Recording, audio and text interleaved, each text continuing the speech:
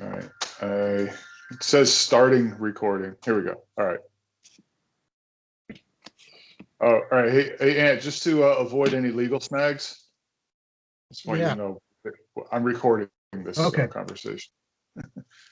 Skype felt it necessary to tell me that as I started recording. Okay. Anyway, Black Sheep Report, Ant and Ken, episode 14. How you doing, Ant? Doing pretty well, Ken. It's been a couple of weeks now, and I don't have a lot of topics to discuss, but there's a couple of things from this past week that I'd like to review.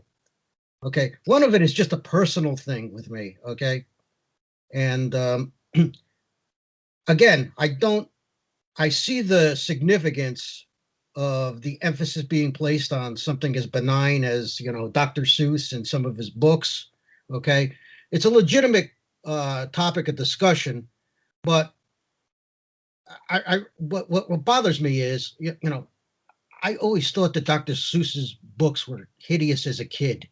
I never appreciated Dr. Seuss. Okay. And if I were to guess, I would say not a majority, but a large number of people were in the same boat where I just grew tired, especially within the context of group reading in school. I had my fill of Dr. Seuss, and he hasn't mattered in my life for 35 years. Okay.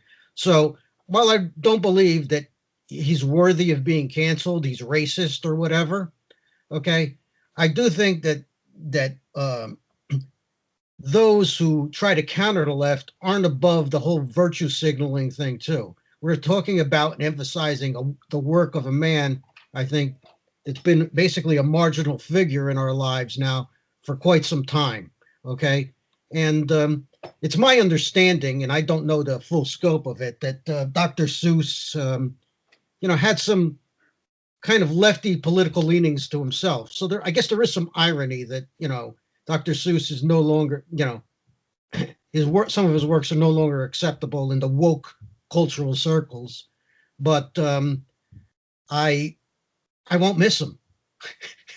That's all I wanted to say about it.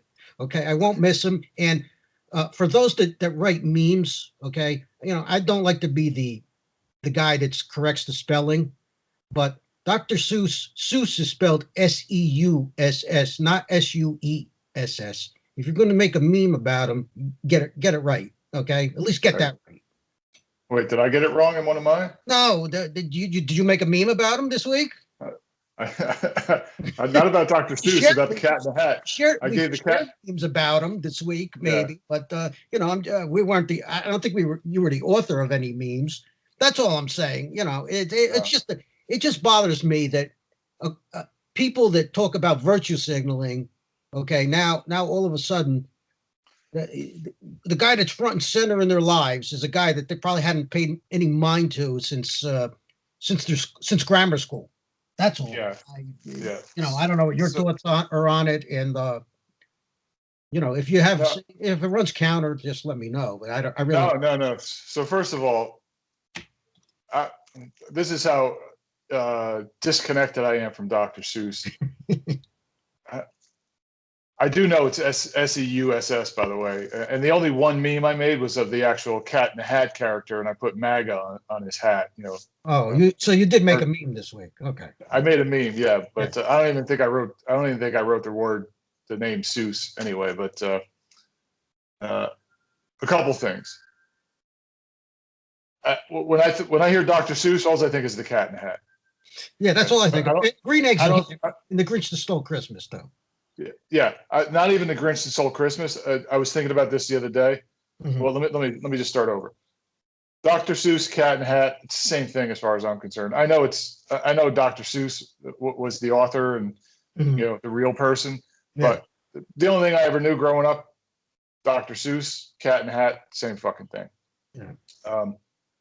The Green Eggs and Ham, it's the only real fucking story I know about Dr. Seuss, aka the Cat in the Hat. Yeah. And frankly, I never paid attention to Dr. Seuss or the Cat in the Hat or any of those stories probably, I can't remember the last time it was of interest to me. So it was probably sometime like in my very early elementary school days.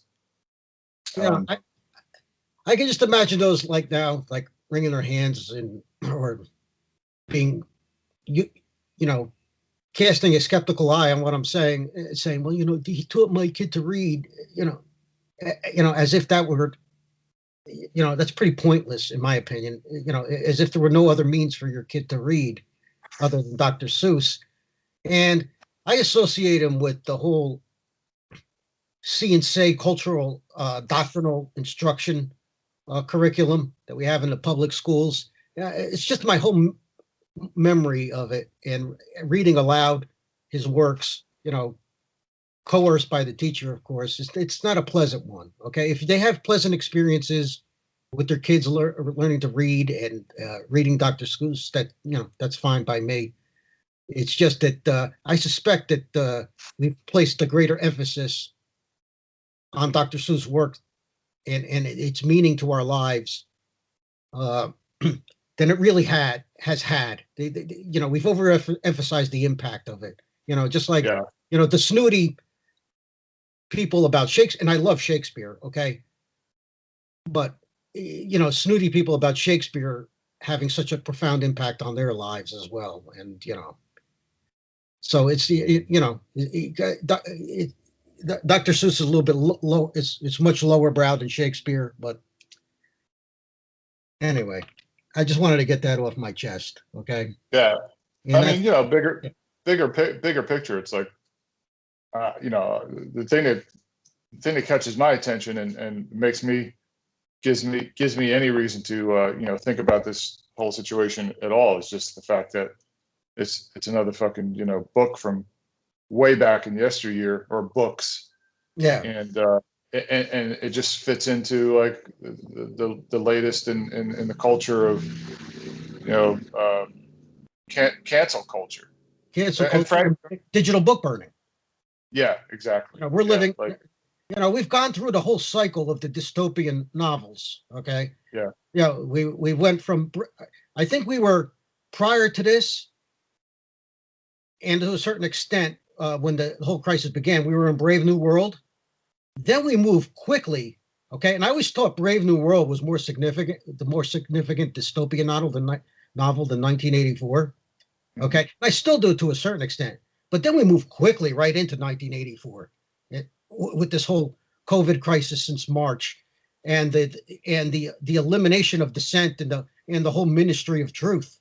Okay, governing what you can say about these restrictions and the medical treatments and the vaccines and testing. So, and now, okay, and this has also been running in parallel as well. You got Fahrenheit 451 over here with the whole burning of books. Okay, so we run through the whole dystopian gamut. Okay, of of the control system and censorship. Okay, and we all thought, especially libertarians and anarchists, thought it was going to be exclusively the government. We all had our eyes on Washington and the feds and the ATF and all the other agencies. Okay, and rightfully so. Okay, there is the deep state and the CIA and FBI and all the things that they do behind the scenes. But what now is put a lot of these libertarians in the bind is the so-called private company. Okay, which happens to get a charter from the state. And for a long time, I lived in that paradigm too. I mean, I got to be honest. I said, well, it's a private company. You do what they want. Okay.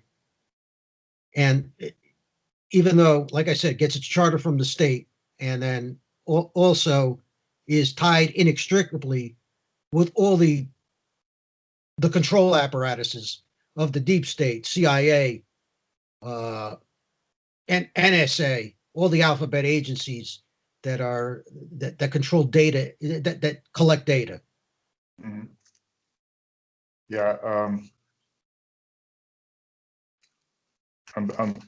I'm starting to feel, and well, I'm starting to think about like all the unfriending that's happened to me over the years on Facebook.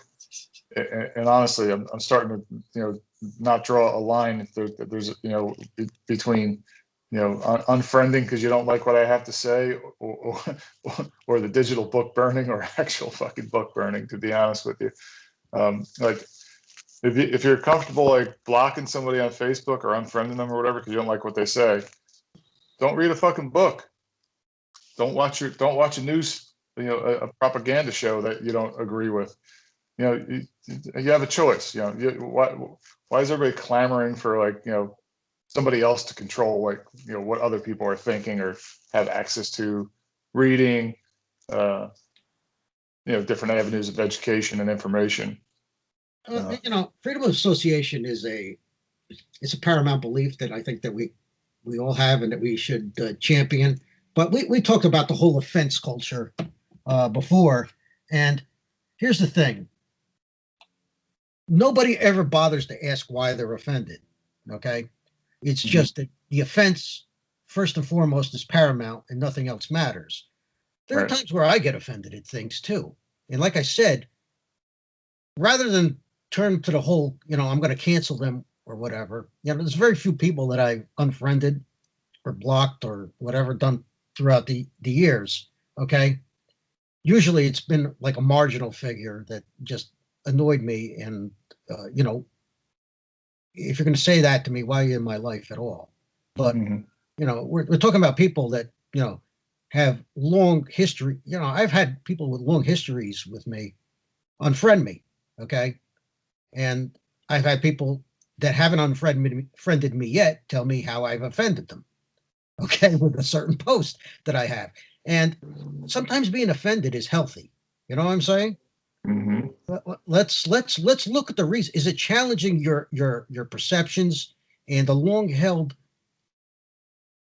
beliefs, your long-held belief systems that basically that you never came about on your own, that you kind of inherited? Okay, these paradigms have been passed along to us, and we've been told that this is truth.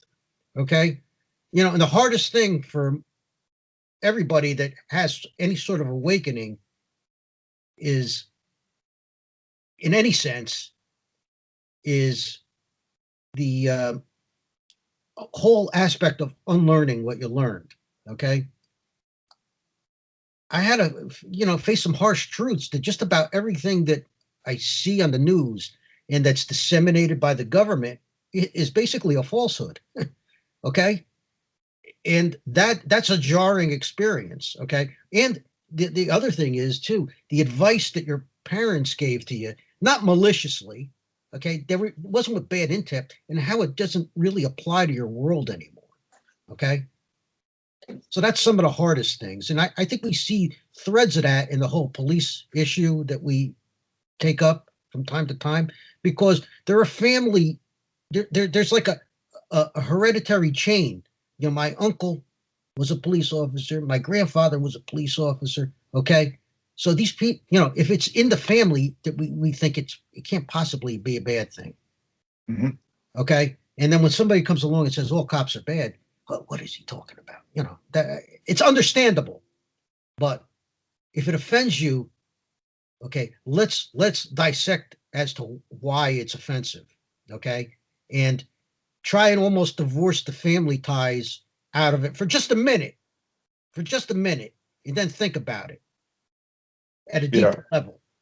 Because I'm not saying, like with cops, we're not saying that the cop can be an otherwise nice person or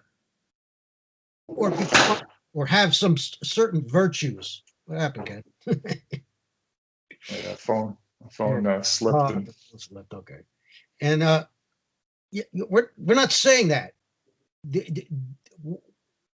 That's immaterial to the larger question of what the police do on a daily basis to violate rights. Okay, and take people in for victimless crimes, while by and large not performing the duties that we expect of them to protect us. So, we got into cops again, like we always do, but I think it is kind of in a way germane to the topic about offense and canceling. So, well, you just kind of ruined my joke. I was going to say, hey, I think we found a new topic to talk about, Yeah, cops. yeah. Yeah, no, it's interesting. What you're saying about, the folks that have, generations of cops and their families, they're putting dinner on the table, all that stuff. And I've said so many times, like, shit, we know enough people that we grew up with that, they had cops in their, in their families, at least, at least the dads, not the, the dads and the grandfathers. So many people have been like, dude, my dad was a cop, and okay, I'm not talking about your fucking dad. Mhm. Like, I'm not talking about your dad that used to, walk the beat down by the fucking game room, in West Orange on Fridays and Saturday nights, keeping kids in line from smoking cigarettes behind Friendlies or something like that. And I'm certainly not talking about, the cops from like the 60s and 50s, even though there's Well, people I'm had to talking about challenge. that too, because what we're learning now is all the stories that we heard, okay, of them laying beatings on people, okay, and I gave you a personal recount of what happened with my dad, okay, a few weeks ago, all right, Yeah, my no. dad and my godfather, okay, so to a certain extent, I am talking about about that time period as well. But I get what you're saying I'm not talking about your dad specifically. I'm not talking about your uncle specifically. Well, yeah. So no, I don't disagree with you at all, and Yeah. there's definitely you definitely have uh, valid points in how what policing has meant, you know since the dawn Since of inception. Yeah. fucking policing. Yeah. But I'm more talking about the difference in the 1940s, 50s, 60s, 70s, 80s cop into what they are now. Yeah. Just Paramilitary. yeah, in terms of just sheer volume of police and what their role has always been to keep people under control and at least minorities and Yes. poor areas, and keep them, you know keep the status quo or to perpetuated. Uh, but even then, it was still a lot different then. I agree. Yeah. In terms of the amount of just destruction and the daily number of lives that have been destroyed. Just look at the prison population Yeah. They weren't from shooting 25 dogs a day at that time. yeah, they weren't shooting 25 dogs a that's a day. modern phenomenon, Yeah, they of them they, killing they five, weren't you know. they weren't out to stop resisting and just pounding the shit out of people because people are, your natural reaction is protect yourself, and apparently that's enough of resisting to warrant you know more force, up to and including lethal force. But it's just when someone says, my dad was a cop, well, okay, that's fine. I'm not talking about your fucking dad. I'm talking about what's happening right now. I'm not forgiving everything that that happened in the past, but the crisis becomes more and more uh, substantial and real, every year moving forward now. Yeah. And it's just not a. I get it. It's an emotional, feeling and plea to, you know, support your position, but it's not relevant at all. It's like if you can't see the difference between what your dad's job was and what the police do now. Uh, if you can't see the similarities, that's a problem to begin with. But if you can't see the overall all encompassing difference of how they operate and their effect on the population, then yeah, it's probably good. That's probably why you're unfriending me, because you can't bear to think that everything you've fucking believed and been told your whole life is a lot of it's been a fucking lie. Yeah. Absolutely. That's the whole thing with the whole offense, the whole I'm offended thing. And that leads, of course, into the whole cancel mentality. Okay. Listen. That a person's mental state is paramount. That your words are invoking mental suffering. Okay, over the words that are transmitted over an internet connection. are invoking this tremendous amount of suffering to you. Whereas, probably if we had the conversation in person, we'd be less inclined. But we on social media, this is like a counter life that we have, okay? And we get to show everybody what we're aligned with, and that's part of it too. Yeah. We get to show that we're aligned with the right causes. Yeah. Right The thing. other thing with the cops and well, not the cops, but the people, the people that we were talking about earlier that, have family members and, a history of, family members being cops, either now or in the past.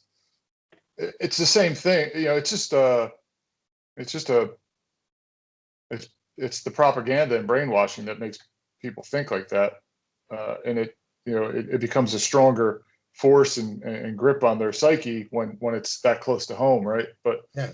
it's the same thing with, I see the same parallels with, the troops protecting freedom. Like, I mean, that's teachers as well. Teachers. Yeah. Troops, teachers, government, fucking bureaucrats like Fauci. Like, there's so many people that just like the vaccine and Fauci and masks save lives. It's just like they've just been hearing it forever now for the last year, 24 hours a day nonstop. And it's like, how you can't even like, not only can you not argue with somebody because, like we were saying before, they don't want to hear it, they don't want to change, they can't even begin to think about what, how difficult and what kind of struggles they're going to have internally with thinking about, like, wow, yeah, maybe I've been fucking lied to, this entire time. But you can't even there's just so many similar parallels across every aspect of our lives these days, when it comes to like how people think and how their minds are manipulated. And to a certain extent, it's a natural pattern. Okay, but here it is: the whole tendency to mythologize or to raise up to the certain professions to a level of where they encompass the hero and they're going to save us. Now we've seen it now, particularly during this pandemic, with the medical with the whole medical frontline worker profession.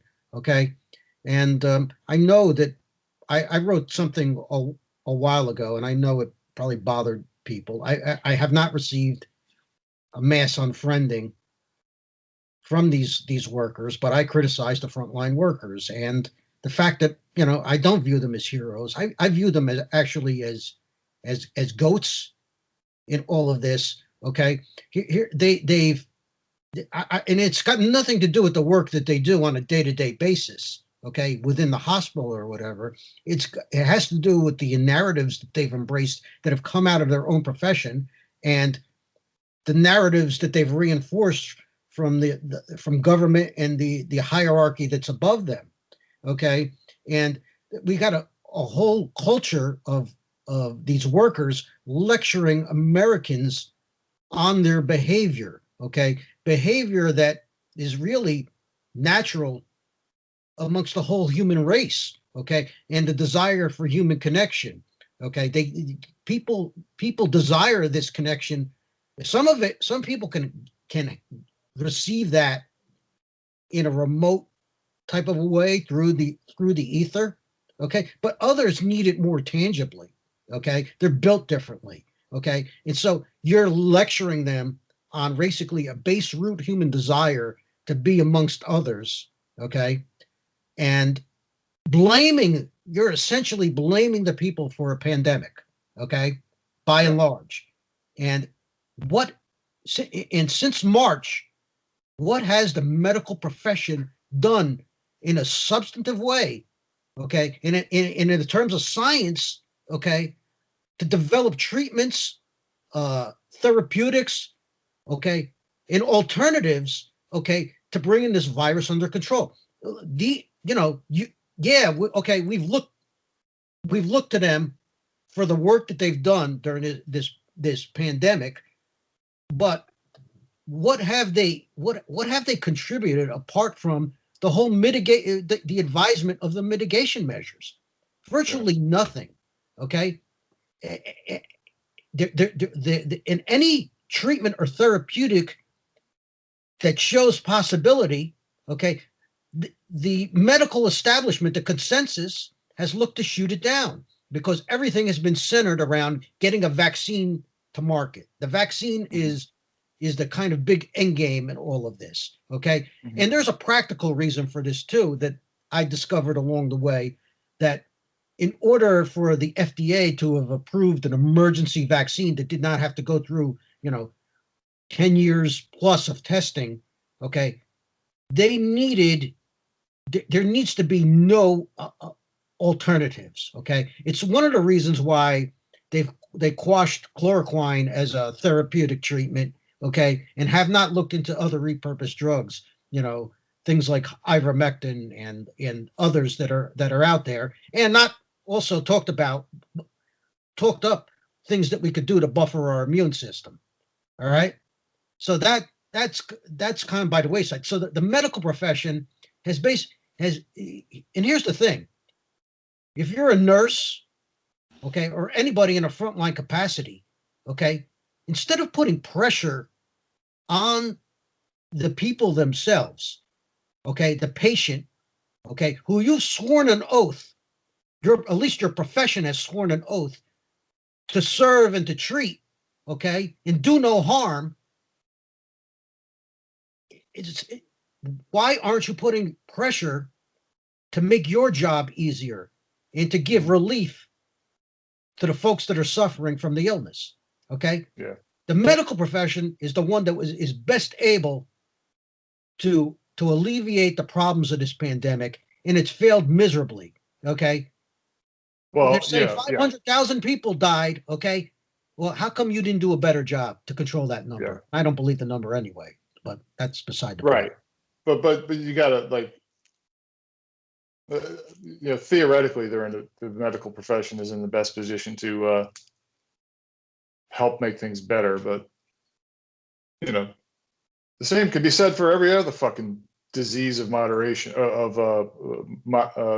absolutely. What diseases of civilization? Civilization. Yep. Heart disease, obesity, diabetes, high blood pressure. Did I say diabetes? Yeah, probably. Hypertension, cancer, all that shit. The same could be said for the medical profession in all those cases. And it's never, it's never been any different. It's been, and mainly the biggest thing I could point my finger at is how the medical professions are trained and where who makes their curriculum and who funds their schools, besides the actual students themselves or the people taking out fucking loans. Yeah. But everything they learn is the curriculum's all written by pharmaceutical industry and other other organizations that have interest in controlling how the entire fucking healthcare system works.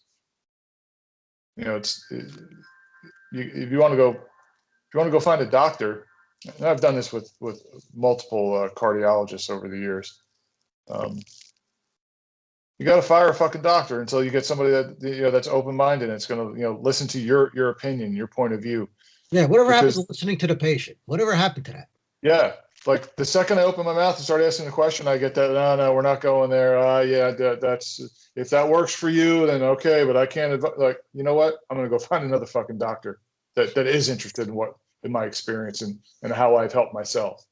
Like it should be at minimum be a partnership, not some fucking authority. And this is a personal pet peeve of mine because absolutely it's what killed my parents. My dad was my dad was my dad had heart disease, cancer. He died in his 60s. My mom too, and they lived their life via the orders of their doctors. Yes, and they died a long, slow death in hospice, both of them. And the orders were low fat, no red meat. They ate a diet for 30 years of processed food during the low fat craze. You know, Emphasize grains. You need your grains, all that. Yeah. yeah, yeah, and where'd it get them? Where's it get the epidemics of levels of the heart disease? It all came from like following the medical profession's advice, who is told what to say by all these industry organizations. The American Heart Association, Diabetes, um, ACA. Everything is profit driven and money driven, and it's nothing to do about fixing problems or fixing root causes. Right. It's about masking symptoms. And um, where did I read this? Somebody posted something. This is what it kind of boils down to for me. Mm-hmm. I saw a meme the other day. It wasn't even a meme. It was somebody just posted something on Twitter or something. It was basically like, a dog's nose is typically supposed to, a healthy dog's nose is moist and Yes. and a little warm, I think, or a little cool, whatever. And if your dog's nose is the opposite temperature and dry, it's a sign that there's something wrong more, systemically or acutely with the dog's health. Yeah. And you wouldn't just grab a wet, cold or hot compress as the fix and put it on the dog's nose and go, okay, my dog's better, Mm-hmm. because his nose is the right level of moist and temperature. Like, that doesn't fix the fucking problem. And that's exactly how humans are looked at from a healthcare perspective these days. Yeah. There's a tiny percentage of doctors out there that try to address health holistically and naturally. If you're following the average doctor's uh, advice about your health, and their advice aligns with the industry conventional wisdom, well, you're probably fucked. You probably got problems. Well said. I've been reading about more Whole Foods and paleo, Atkins, all that stuff for 20 years now, just constantly adjusting, trying to keep myself healthy and keep myself off of medications and things like that. And that was 20 years ago.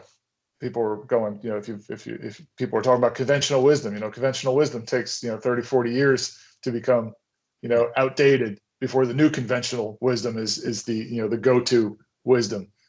So if you're always depending on the current conventional wisdom, you're already multi-decades behind the science, so to speak. Yeah, you're talking about a system basically that has some success on a direct intervention level, but it's always at the point where the problem is very much out of control with the individual.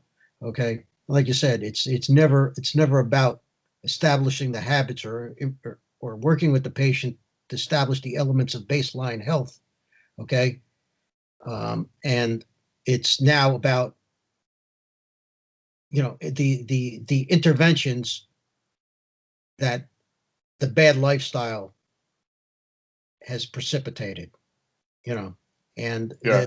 and then what happens is, like you said, it becomes a slow, steady drip, okay, where they pile medication upon medication, okay, that has a series of cause and effect um, chains throughout the person's body, and that brings about the slow, almost torturous type of a death for an individual that has to constantly, they're constantly medicating themselves and trying to maintain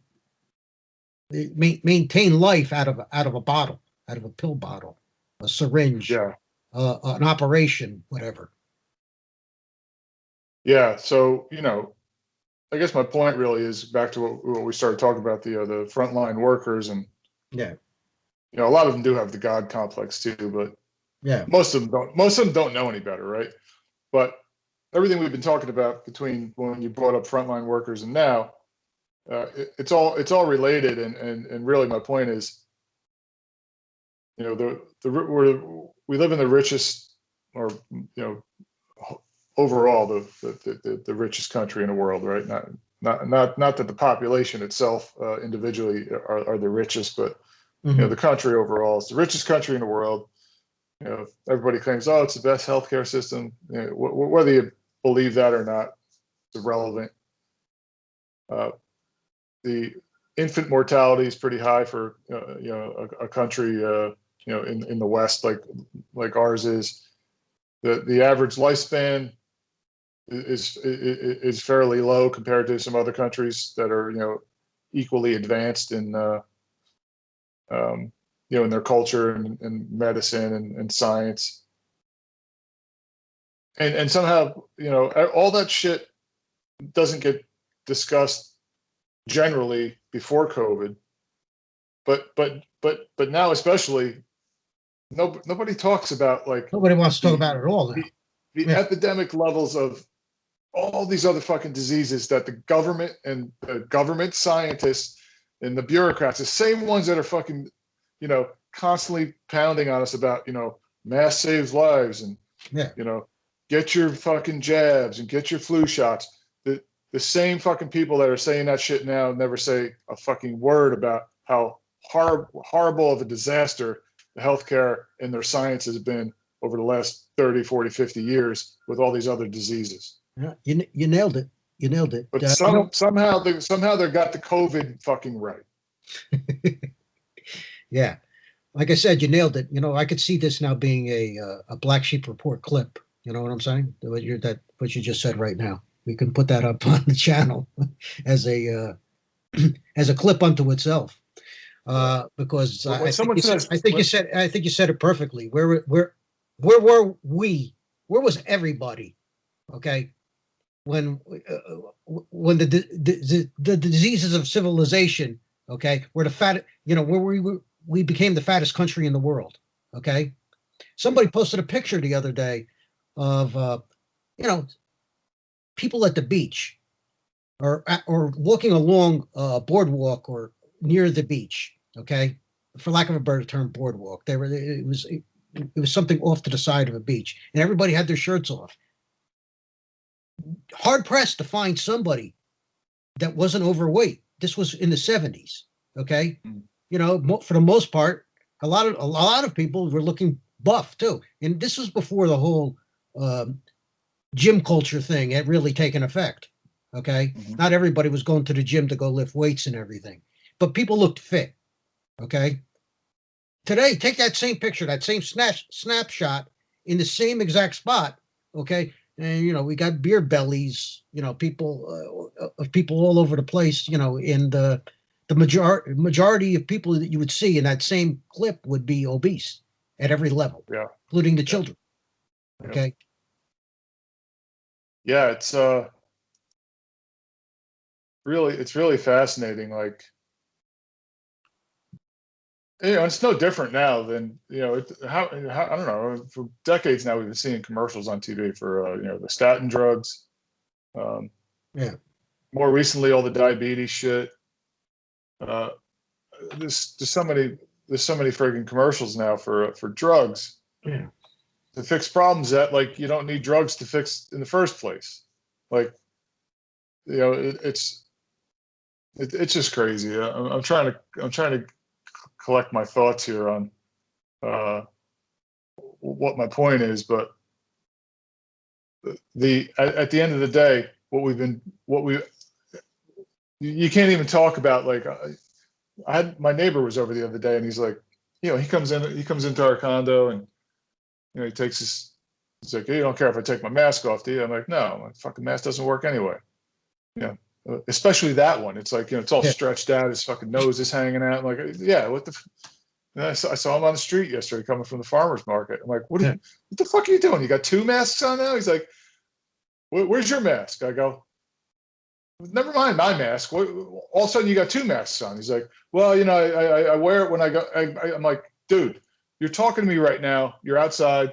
You're 20 feet from the farmer's market. There's no fence. There's no fucking glass. It's just a part of the park where the farmer's market is. There's people still surrounding us everywhere. But you got two masks on now. I can see your nose. I can almost see your mouth opening when you're talking to me. Why do you got two masks on right now? Well, I'm just like, you can't have a logical discussion.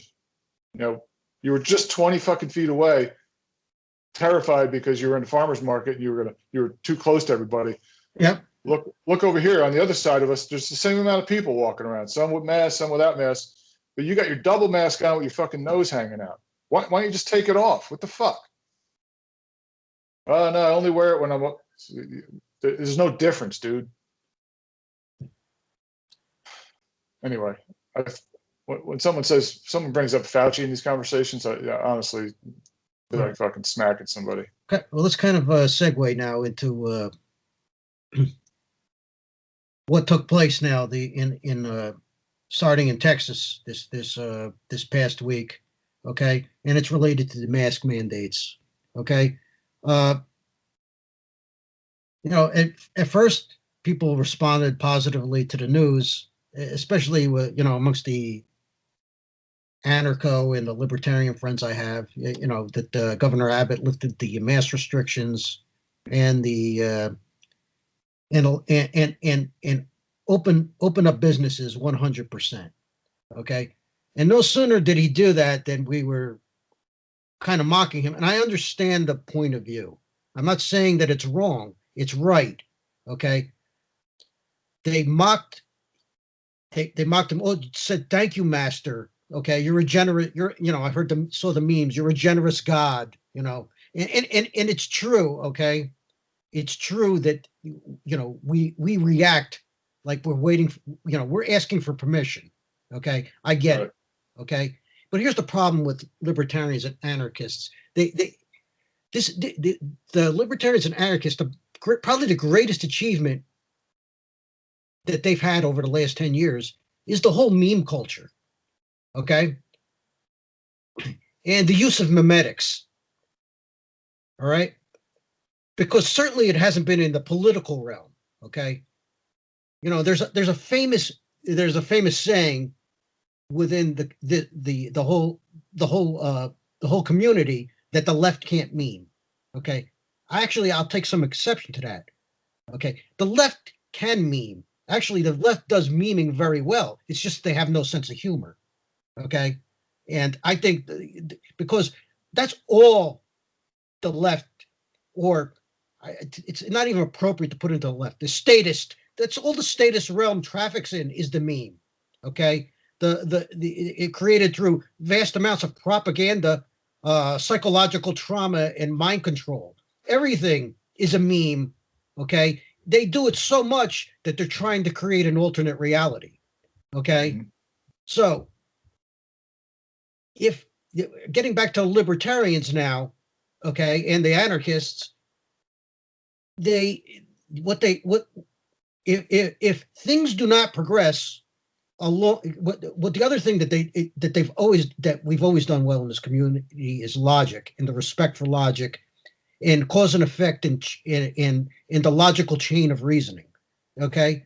But we're obsessed with it. Okay. So if these changes do not take about in a way that will help precipitate the stateless society, our tendency is to thumb our nose at it. Right. We're saying, we're waiting for permission. And there's this, but what they failed to miss, and nobody emphasized, and I saw very few people emphasize, is the mimetic power. Okay, the psychological, the culture, the power of a shift in the culture that took place this week. Okay, and I don't want to minimize it. I'm not saying that this is going to bring about the end of the pandemic. Okay, I still think that there's a long way to go with that. Okay, but it did reverse course. Okay, well, since Biden has taken office on January 21st, okay, there has been this inevitability of the total state building up. Okay, and the CDC passing law about transportation, quote unquote law. Okay, the CDC has no authority as a legislative body to do anything, but since it came from the feds, everybody will recognize it as the law.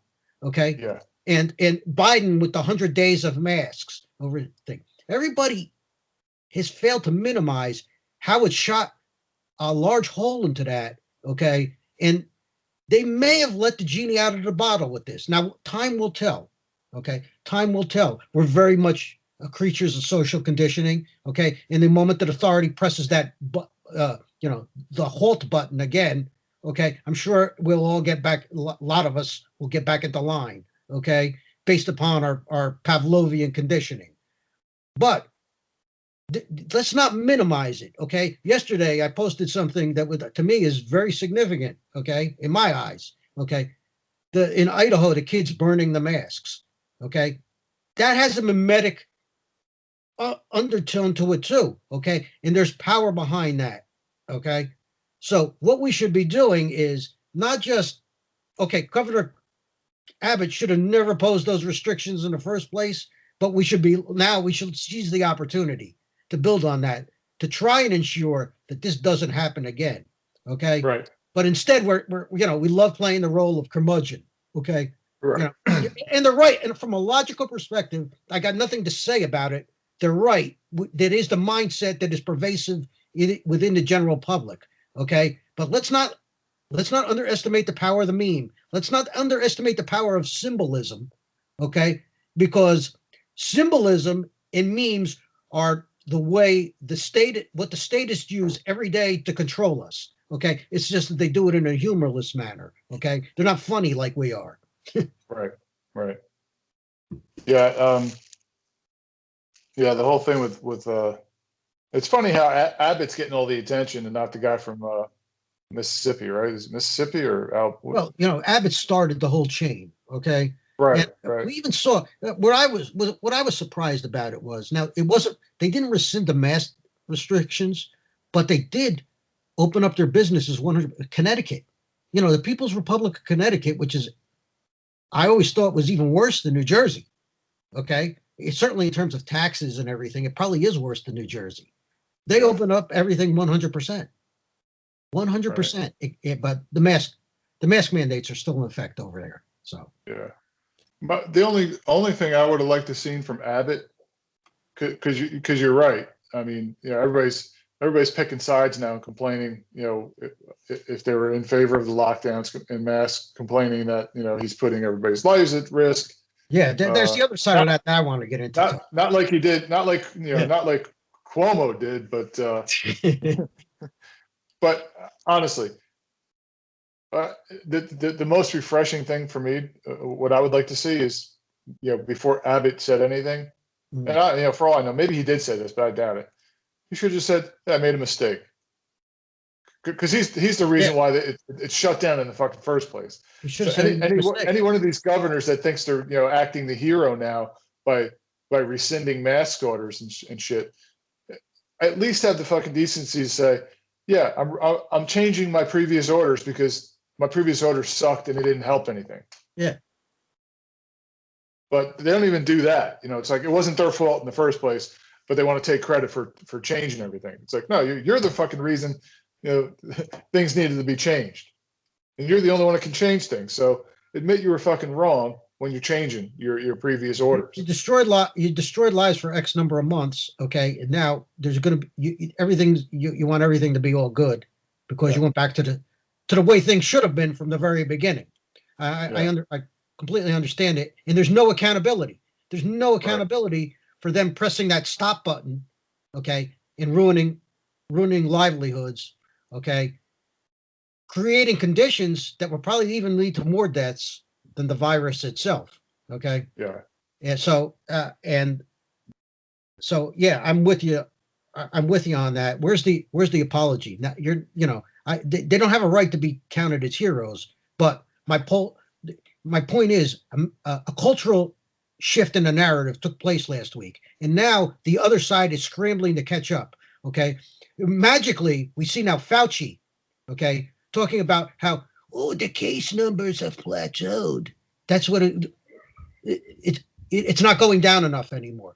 All of a sudden, okay, as soon as the mask mandates are lifted in 16 states, okay, and the businesses are reopening, okay, the case numbers are plateauing now, which means it's a sign for another surge.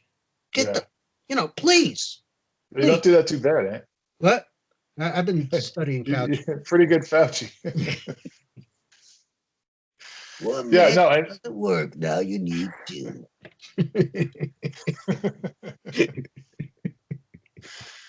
oh man.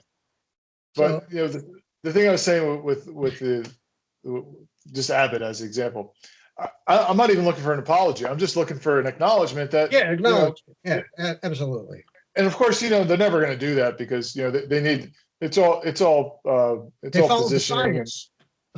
yeah, his advisors are never going to go. You know what? Just admit you were wrong. Let the people know we're acknowledging it, and it's not going to happen again moving forward. And cross your fingers that you get reelected. The reason that he's not doing that is because he wants to be reelected. And he wants to be seen the hero, not the one responsible for it in the first place, even though he I won't was. discount the whole winter storm ERCOT scenario with the power and everything too as a way of Yeah, trying to help him rebuild himself yeah, after that yeah. whole.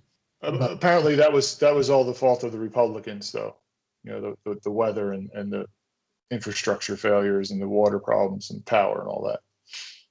even though, okay, now I'm going to put on my conspiracy hat.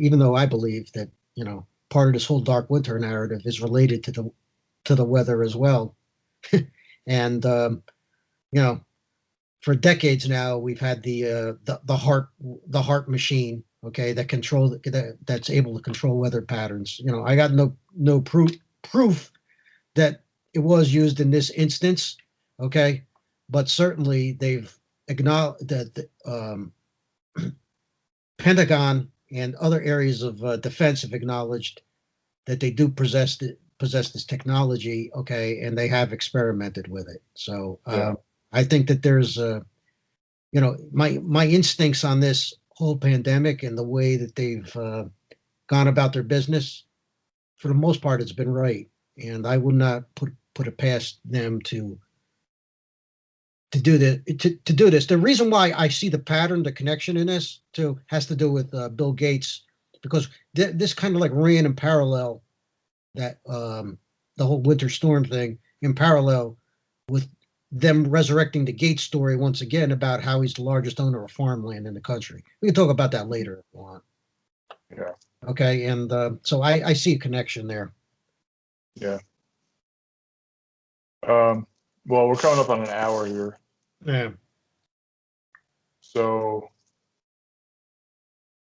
why don't we do some parting shots and wrap this up? You okay with that? Yeah. Like I said, okay, and this is maybe it's because I've been looking into this aspect of it myself, okay, right now for a long time. Some of it it's within the realm of the esoteric and the occult or whatever, but let's not underestimate the power of symbols, okay, and in thought forms, otherwise known as memes, okay.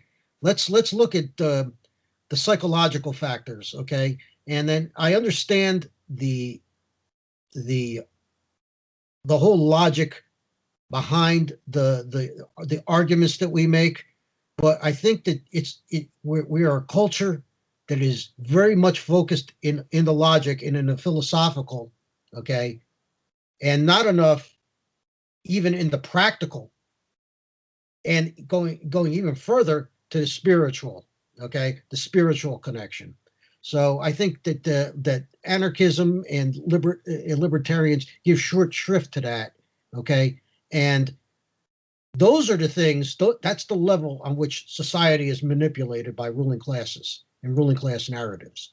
Let's not minimize that and minimize that. That is a integral part of elite belief systems and secret societies, deep state, okay, where we see the logical progression of mind control programs from everything from Blueberg to Artichoke, Project Blueberg, Artichoke, all the way leading up to MK Ultra, okay, Mm-hmm.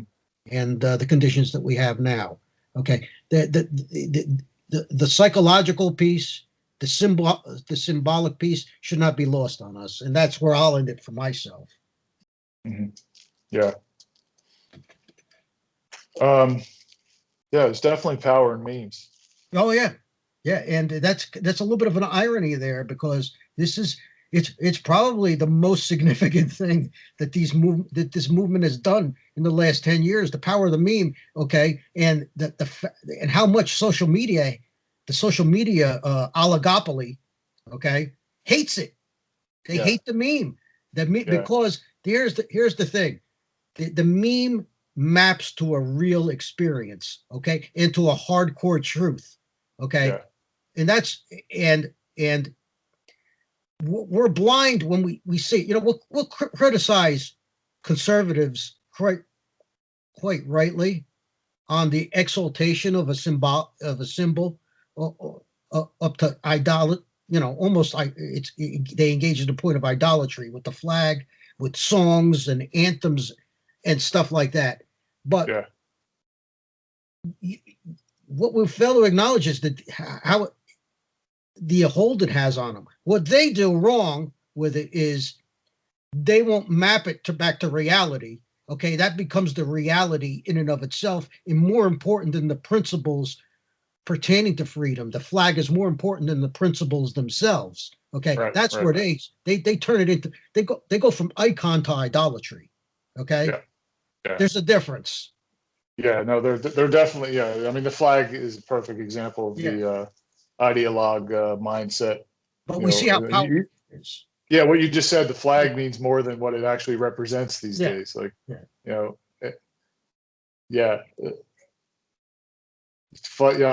I got a good meme on my phone. It's something like if the flag if you think the flag represents freedom and blah blah blah in this day and age of all this shit that's happening, yeah. or you think it doesn't, and something else, yeah, you should fucking be burning your flag. It's a good reason to burn your flag if it doesn't represent in reality what you think it does.